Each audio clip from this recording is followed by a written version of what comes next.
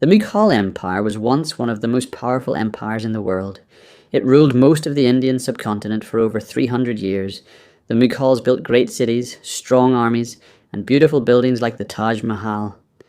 But this great empire slowly became weak and finally disappeared.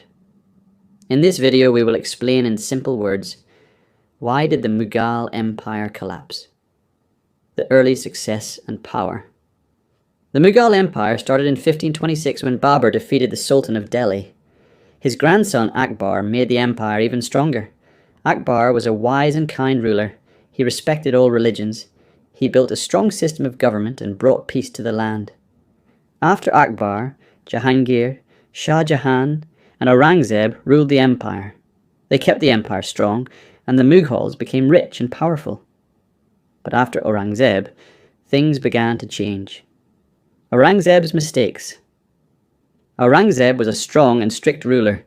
He expanded the empire to its biggest size. But he also made decisions that created problems. He stopped the policy of religious tolerance. He put taxes on non-Muslims and destroyed some Hindu temples. This made many people angry, especially Hindus and Sikhs. Many revolts started, like the Maratha rebellion in the south. Aurangzeb spent over 25 years fighting wars. These wars cost a lot of money and weakened the empire. When he died in 1707, the empire was large but weak. Weak rulers after Aurangzeb. After Aurangzeb, the Mughal emperors were weak. They could not control the empire properly. There were many fights between brothers and ministers. Local rulers and governors became more powerful. They stopped listening to the emperor and ruled their areas like kings. This made the empire break into smaller parts. Economic problems. The long wars during Aurangzeb's time had emptied the royal treasury. The government started collecting more taxes from farmers and poor people. Many people became unhappy and poor. Trade and business also went down. When the economy became weak, the empire also became weak. Old military system. In the early days, the Mughal army was very strong, but over time they did not improve their weapons or training. They still used swords, bows, elephants, and horses.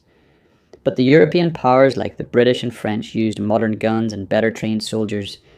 The Mughal army could not fight well against them. Foreign attacks. In 1739, Nader Shah from Persia attacked India. He defeated the Mughal army easily and entered Delhi. He looted the city and took huge amounts of treasure. He also took the famous Peacock Throne and Koh-i-Noor diamond.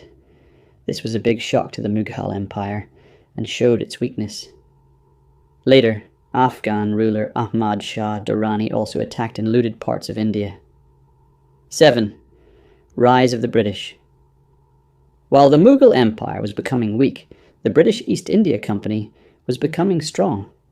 They first came for trade, but slowly they took control of land and power. In 1757, the British won the Battle of Plassey in Bengal. This gave them real power in India. Over the next 100 years, they took more land from the Mughals and local rulers. The end of the empire. By the 1800s, the Mughal emperor had no real power. He was just a figurehead in Delhi. In 1857, Indian soldiers and people started a big rebellion against the British.